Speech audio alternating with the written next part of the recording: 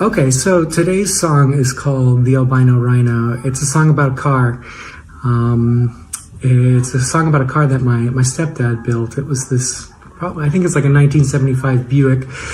And it was built to be raced in the Bump to Class Pass. And so on Wednesday nights, we would go out to the state line. We were dangerously close to Idaho. And if the nights were really special, you get there, the exhaust was overwhelming from the fumes from the cars. It smelled like, burnt rubber. You'd hear these sounds over a megaphone. They served beer in these 25-ounce little mini kegs. And the cars would just crash into each other. The drivers would get upset. You'd see people running around in the pits.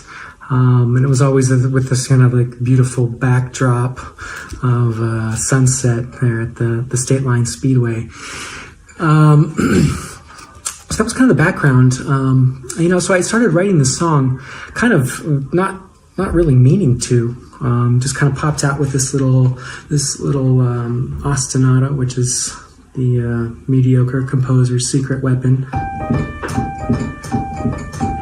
And I started kind of singing along with it, and the first, lyric that popped out was like, "Whoa, man, coming through, but he's not coming back." And oh crap, no. My stepdad, he was sick, and so I was all of a sudden I realized I was writing this song about this person who I knew that our time together was limited, and I was devastated by that. And so I fought against this song. I had a melody and I had this nice little thing going, and the instrumentation just kind of like, the song kind of happened in an hour. But I fought against the lyrics for a couple of years actually, and because it was a song about a beloved race car driver, the Albino Rhino. That was the name of the car that he built. It was this white majestic car, and I realized it was about him. He was the Albino Rhino, and so I started to try to find ways to,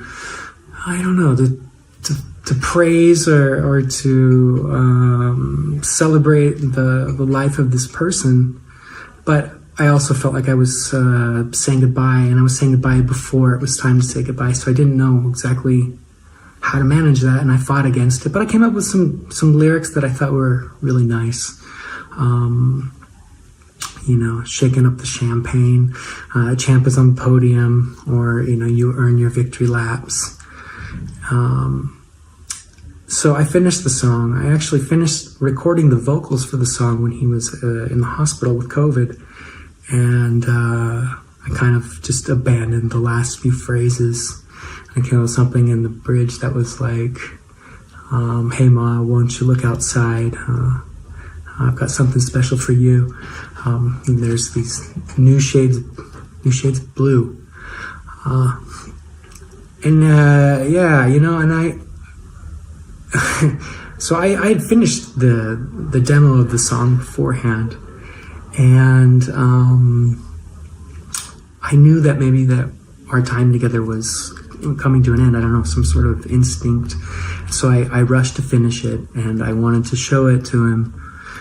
But in the end, I chickened out. I showed it to him, but I didn't have the courage to say, this song is about you, and how I want to let you know how grateful I am that.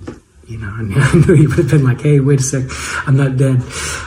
So I, instead of saying all those things that I had rehearsed a number of times and gone over the whole thing in my head, I sat and sweated and just hoped that on some level, unconsciously, that the message would arrive.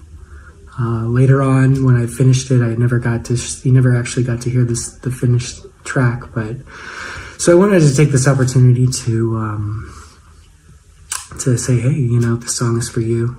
Thank you, Johnny. This, you are the albino rhino.